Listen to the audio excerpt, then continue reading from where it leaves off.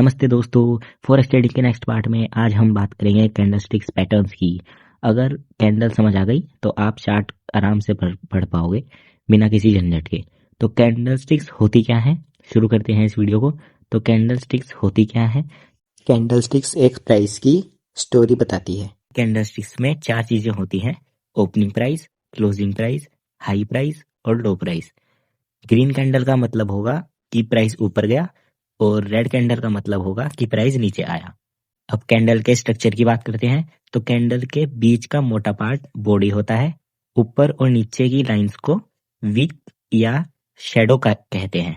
लंबी बॉडी इसका मतलब स्ट्रॉन्ग मूव और लंबी विक इसका मतलब रिजेक्शन या कंफ्यूजन। तो ये तो हो गई कैंडल्स की बात। अब हम बात करेंगे उसकी पैटर्न्स की। मैं आपको कुछ मेजर चार पैटर्न समझाऊंगा।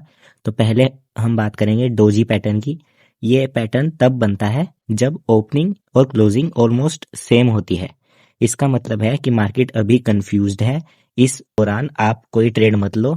ये पैटर्न हमेशा लोगों को कंफ्यूज करता है और उनको लॉसेस करवाता है। तो डोजी के बाद हमेशा कंफर्म कैंडल का वेट करो, उसके बाद ही ट्रेड लो। पैटर्न 2 ये है हमारा हैमर और हैंगिंग मैन। हैमर आपने बहुत बार सुना होगा, हैंगिंग मैन बस उसका उल्टा होता है।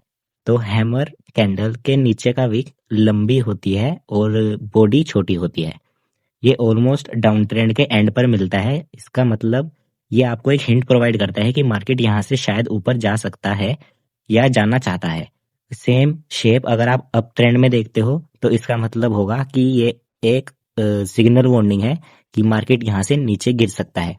ये सिर्फ पैटर्न्स आपको एक हिंट प्रोवाइड करते हैं, तो आप सिर्फ पैटर्न के बल पर ट्रेड कभी मत लेना। ट्रेड लेनी किस तरह है ये मैं आपको अभी इसमें एक रूल समझाऊंगा, उसके हिसाब से आप ले सकते हो। तो पैटर्न थर्ड हो गया हमारा इंगुल्फिंग पैटर्न। इंगुल्फिंग पैटर्न तब बनता है जब एक कैंडल पूरी पिछली कैंडल को कवर कर ले। तो ये आप डायग्राम में देख सकते हो। ये हमारे पास एग्जांपल हैं बुलिश और बियरिश एंगुल्फिंग के। ब्यूरिश एंगुल्फिंग मतलब प्राइस ऊपर जा सकता है और बियरिश एंगुल्फिंग मतलब प्राइस नीचे आ सकता है।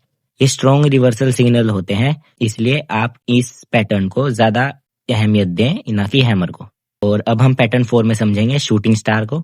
शूटिंग स्टार कैंडल में ऊपर का विक लंबा होता है और बॉडी नीचे होती है। ये मोस्टली अप ट्रेंड के टॉप पर बनती है, मतलब सेलिंग आ सकती है। ये जो पैटर्न्स मैंने आपको समझाए हैं, ये चार ही पैटर्न मैं आपको समझाऊंगा, ज्यादा समझने से आप कंफ्यूज हो सकते हो। ये चार पैटर्न आप याद रखो, आसानी से आप अपना लॉस कम कर सकते हो, ज्यादा लॉस आपका नहीं होगा। हम एक इम्पोर्टेंट रूल के बारे में बात करते हैं। कभी भी एक कैंडल या एक पैटर्न देखकर ट्रेड मत लेना, जैसे हैमर या फिर अगर आपको एंगुल्फिंग पैटर्न कहीं दिख जाता है तो आप एकदम ट्रेड मत लो। हमेशा ट्रेंड और सपोर्ट, रेजिस्टेंस और कंफर्मेशन कैंडल के साथ ही एंट्री लो। उम्मीद करता हूँ आपको कैंडलस्टिक्स पैटर्न समझ आ गया होगा। नेक्स्ट वीडियो में हम सीखेंगे सपोर्ट और रेजिस्टेंस को सिंपल तरीके से कैसे ड्रॉ करना है। तो मिलते हैं नेक्स्ट वीडियो में।